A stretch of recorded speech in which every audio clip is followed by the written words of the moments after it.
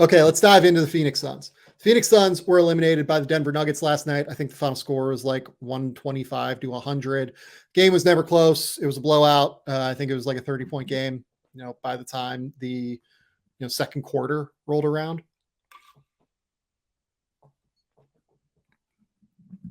Deandre Ayton did not play in that game. He had a rib contusion, if I remember correctly.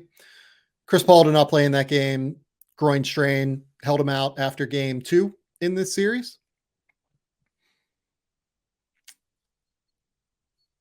If I'm Phoenix, I have to make some real substantial changes. I'm all in on them acquiring Kevin Durant. I think that was a great move for them.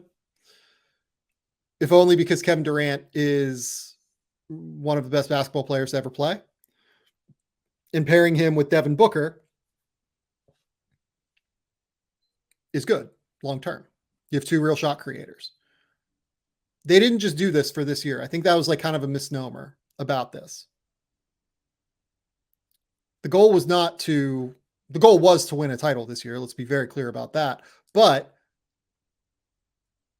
they knew that they had flexibility moving forward to rebuild around those 2. And the hardest things to find in the NBA are true superstars. I love Mikal Bridges. Again, probably one of my 10 favorite players in the NBA to watch. I literally just did a podcast back in March with Jason Timpf on this show, talking about how I think Mikal Bridges is a future all-star. There's a difference between Kevin Durant and Mikal Bridges. And if you can go out and acquire Kevin Durant and you can fill in the gaps around Kevin Durant and Devin Booker, you have to feel pretty good about doing it. Now, the issue for Phoenix moving forward, and I do wonder how much of this they knew ahead of time in terms of how the new CBA would be structured. It becomes harder to fill in the gaps when you have an enormous payroll. Phoenix right now, I believe, would be over the second apron by retaining both Deandre Ayton and Chris Paul next year, which means they would not have access to the mini mid-level. Yeah, they would be over the second apron as I'm looking at it. Shout out to Spotrack. Big fans here, the Game Theory podcast. So that means that they are going to have to move Chris Paul and DeAndre Ayton for multiple pieces. And as Krishna Vedantam says, filling out those gaps leaves them at such a minor margin for error. They do have a very small margin for error, but here's the thing. Once you get to this level of like NBA success and you've capped yourself out like they had, you have such little, margin for error as it is. You really do. Like, one team out of 30 wins every year. The NBA is so wide open right now. There are realistically 8 teams that we thought entering this playoffs that had a real chance to win it. You're always going to have a limited margin for error. Eventually, Oklahoma City, the team that has like the most margin for error league wide right now, because they have 4 like max guys on rookie scale deals. Eventually, those guys are going to graduate into second contracts. And that's around the time that the Thunder will likely start competing in the playoffs and for a championship. And they're going to have no margin for error at that point. So that's the reality of the situation. A couple of things worth noting for the Phoenix Suns here. Contractually, Chris Paul has 2 years left. In the first year, he makes $30.8 million. About $15 million of that is guaranteed. If they really, truly wanted to get rid of Chris Paul and cut him, they could do so by stretching him and save essentially all but $3.2 million on their salary cap books this year. I don't think they'll do that.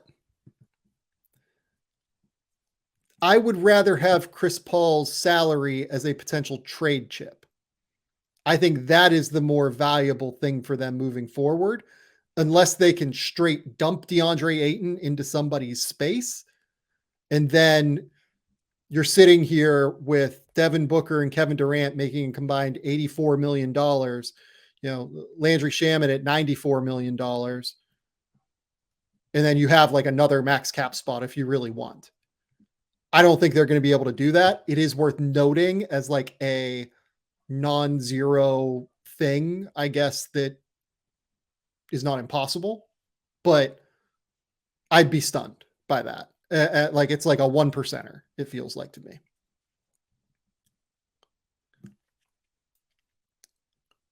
Also, there's not like a great option out there in terms of spending a max cap spot. So I don't think that's the route I would go. I would go the trade route. I would move both of these guys, Chris Paul and DeAndre Ayton. Here's the reason. Feels like DeAndre Ayton's time is up. Goodness, in Phoenix. He's quite poor in the playoffs this year.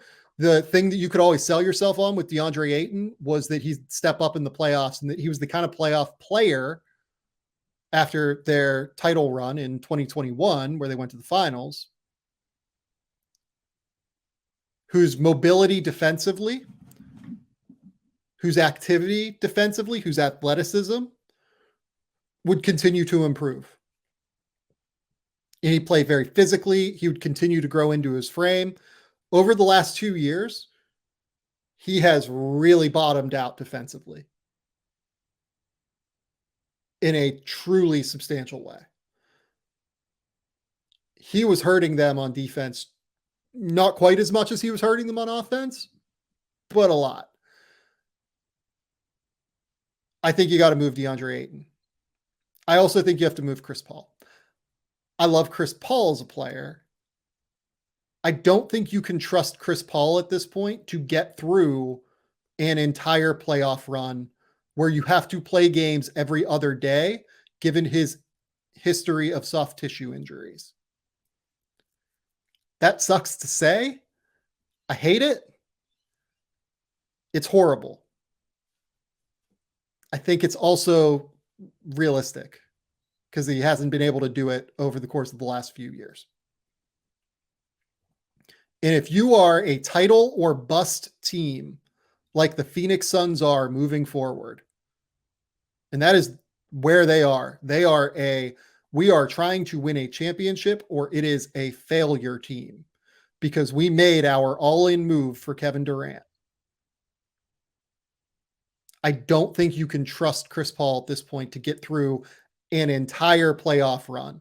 And if you can't trust him to get through an entire playoff run when he's already on a $30 million salary block, given how onerous the new CBA is in terms of high spending teams, you can't really retain him.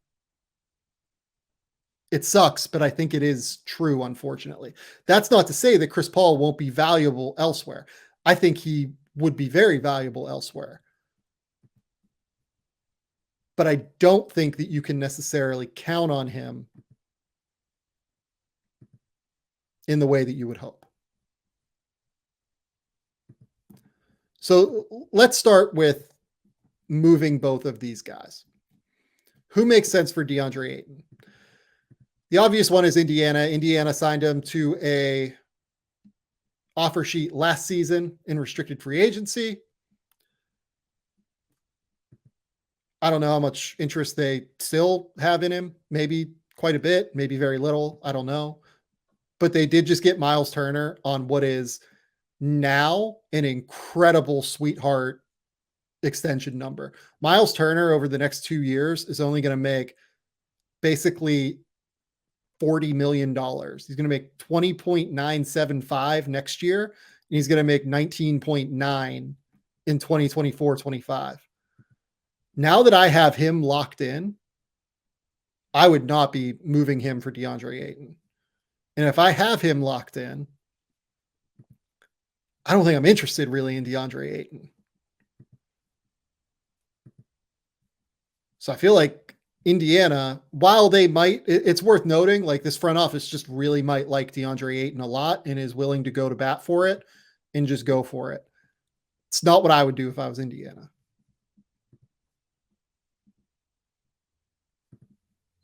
Maybe you could make a case for San Antonio. If San Antonio, for some reason, falls on draft night and they end up in a circumstance where they have the 5th overall pick, maybe even the 3rd overall pick, they don't end up with Victor Wembanyama. This is a team whose centers next year that are signed are Zach Collins, Kem Birch, and then they have, like, I think a cap hold on Sandro Mamukelashvili. They have a real need on the interior. Could you maybe do something like Trey Jones and something else? But like Trey Jones then would require a sign and trade because he is a restricted free agent this year. So that's not ideal. Teams that acquire guys that you get via sign and trade then automatically hard cap themselves. And given Phoenix's likelihood to be spending at a high level, I don't know that that is a realistic potential avenue for them. Maybe you could get, I don't think you get Devin Vassell. I don't think you get, I mean, maybe you could get Keldon Johnson. San Antonio would have to love Deandre Ayton, though. I wouldn't do that if I was San Antonio. But I don't think we could like 100% rule out San Antonio for Deandre Ayton. San Antonio also has all of their picks moving forward. They also have,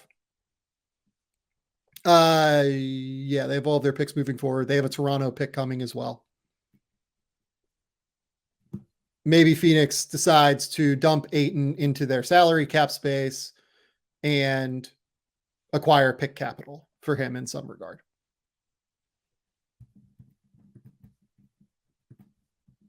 The 3 teams that make the most sense for me for Deandre Ayton.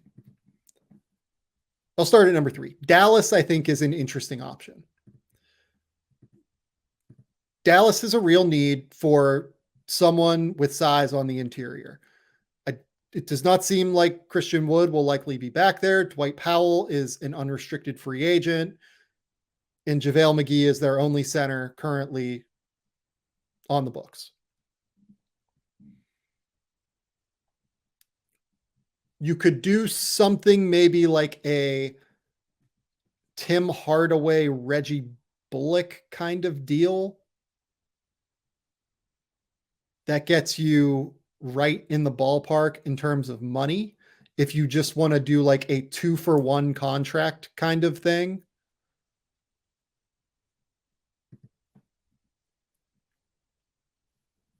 And if you're Dallas, you have to hope that a Luka, Kyrie, Ayton core is enough and that is something that will impress Luka. Luka tends to be pretty intense on the court. I don't know how he would react to some of DeAndre Ayton's. Maybe let's go with this.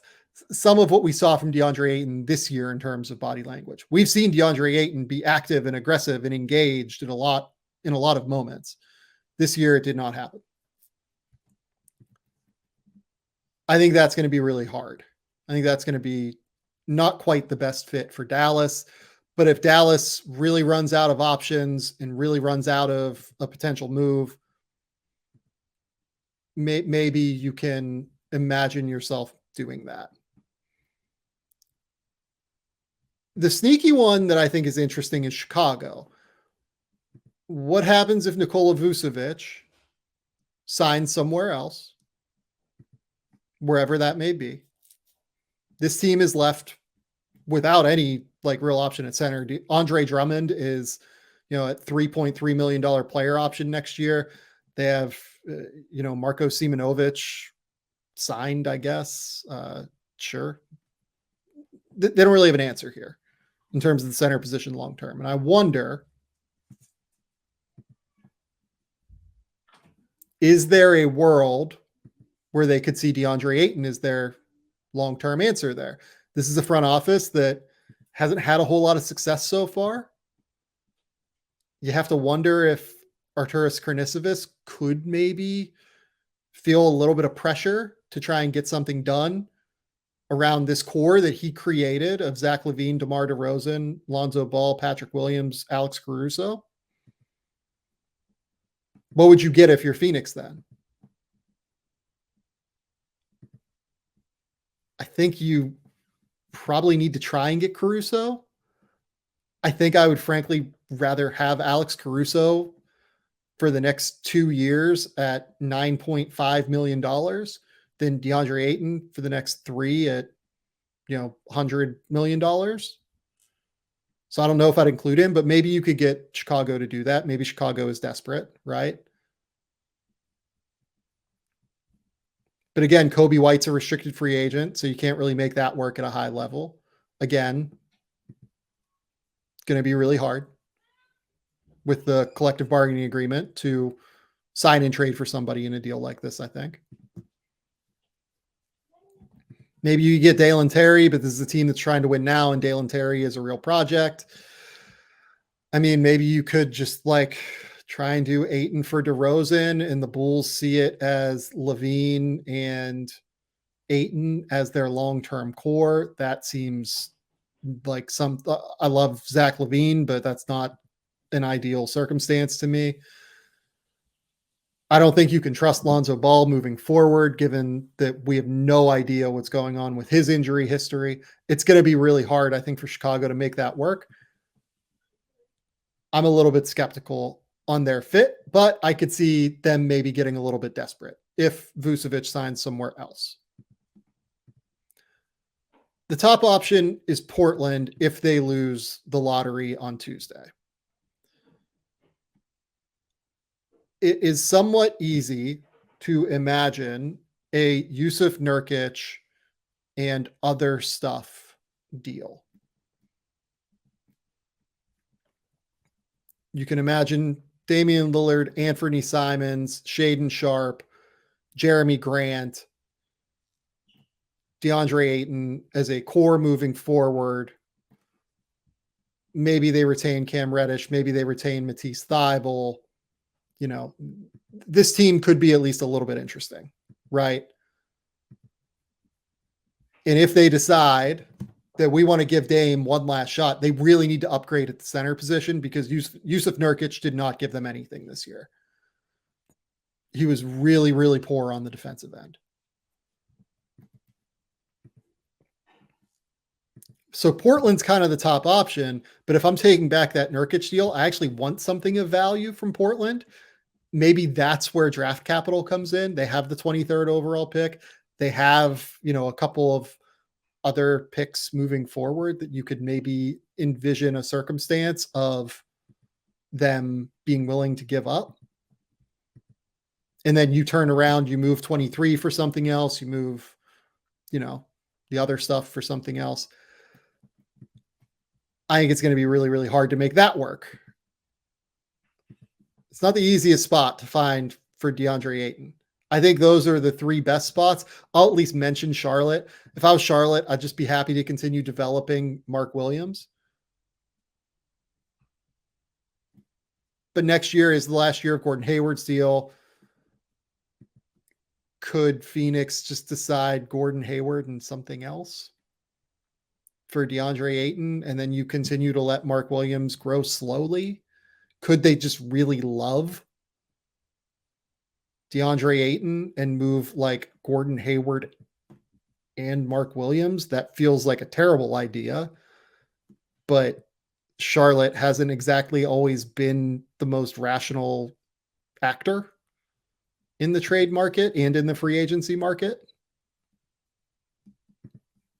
Maybe Terry Rozier, and a realistic offer, I do think, could be something like Gordon Hayward and Cody Martin for DeAndre Ayton.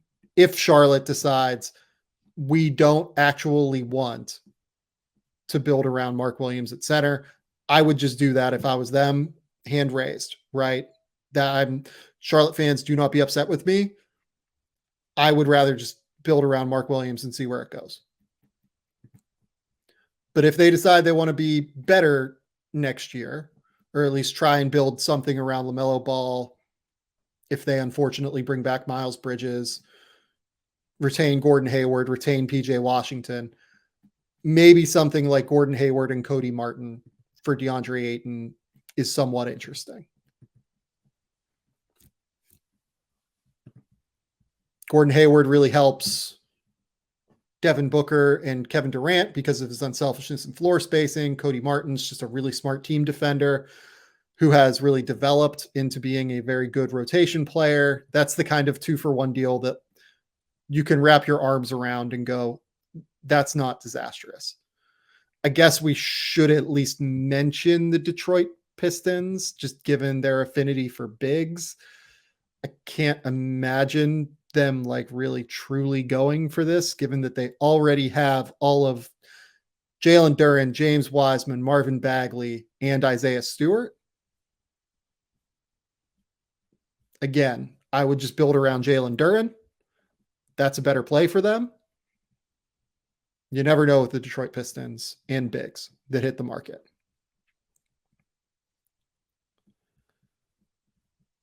That's really all I'm seeing out there, though. I don't think Sacramento is going to do something like this. Toronto just filled its need in the middle with Jakob Poeltl. Maybe if Jakob Poeltl decides to sign elsewhere, possibly, but it doesn't seem like that is coming. Like it feels like they have a lot of comfort there with Jakob Poeltl. Also, if I'm Toronto and I already have Pascal Siakam and I'm building around him and Scotty Barnes, I probably want more of a spacing big than Deandre Ayton has proven to be. Jakob Poeltl can pass. He's a really great screen center. He actually does have real gravity, despite the fact that he can't shoot. I'd rather do that. I don't know if Deandre Ayton makes sense for them. So the options here are limited. Washington already has Kristaps Porzingis. Houston already has Alperen Şengün, and I would much rather just continue to play him at center. They also have a 14% chance at Victor Wembanyama coming up. It's hard for me to find the answer for Deandre Ayton. Chris Paul, on the other hand, I think will be relatively easy to move because Chris Paul is on an expiring deal, essentially.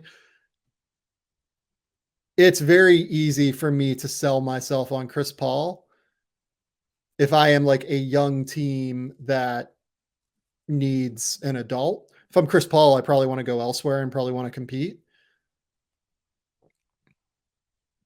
But like if I'm, let's say, Charlotte, is there a world where we could do Terry Rozier and Cody Martin for Chris Paul? You let LaMelo Ball learn and play next to Chris Paul for a year. That could help him, I think, a lot, actually. And the development that you get from that, of having LaMelo Ball next to Chris Paul, learning from him, learning how to control the tempo of the game, I think could be beneficial for LaMelo long-term in ways that you get beyond long-term value. But the goal here is 2-for-1 deals. I think if you're Phoenix, you're trying to fill out the depth of your roster. Maybe it's 2-for-1 in terms of assets, and then you try and move the, whatever pick, 23rd, 17th, whatever it is, pick, who knows. It's going to be complicated, though. I do think there's some synergy between Charlotte and Phoenix, potentially. You can at least make a case that that's somewhat interesting.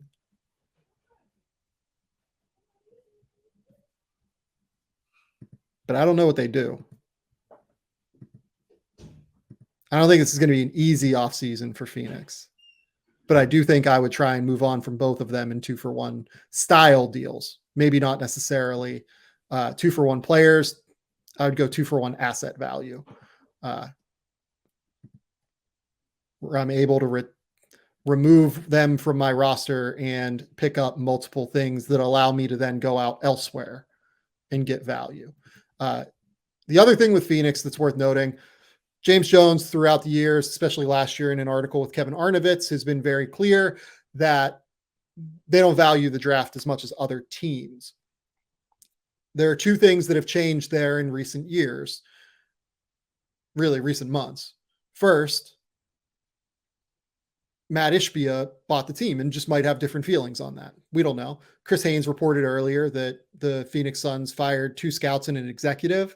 I don't think those names have been released yet. If I've missed that, I apologize. But as far as I know, those teams have not been released in terms of, or those names have not been released. Could be some cleaning up in the front office and could be a change in strategy. You can see a world where while James Jones does not value the draft, maybe Matt Ishbia does. He obviously moved all those picks for Kevin Durant, but that doesn't necessarily mean that he doesn't value having young players on cost controlled deals, especially with this second point here. The new CBA, if you're going to be an exorbitant spender, really values getting high level draft picks and getting guys that can come in and be valuable for you and can come in and be cost controlled. The draft is more valuable than ever under this new collective bargaining agreement. And I wonder if James Jones will see that or if Matt Ishbia will see that and decide that we need to make some changes in regard to our strategy in the draft. We will see. But I'm very intrigued to watch what they end up getting back in deals for Deandre Ayton and Chris Paul. I would bet you that the league in general has a much better valuation of those two players than I personally might, which makes it a little bit hard for me to find the exact deals. But it is not the easiest thing in the world to find exact deals, as we just kind of went through on this show. Okay. In terms of what I'm looking for, I would certainly like rim protection and ball movement. And obviously you need shooting for Devin Booker drives. Those are the main things. Those are the 3 things you look for. If you can find those, you're in pretty good shape, I think. But they're not going to be the easiest thing to find because teams really value those things in terms of processing speed, valuation, etc. This is not the last time I will talk about the Suns. I am certain I will probably have someone like Kellen Olson or a really, really sharp Phoenix person come on again and talk about this with me because, again, I'm struggling to find the right moves for them. But I think I'm struggling to find the right moves for them because I don't know if I would want to acquire this version of Deandre Ayton, given what we saw in the playoffs. And this comes from me, someone that was really high on Deandre Ayton, basically up until like the end of last year with what we saw.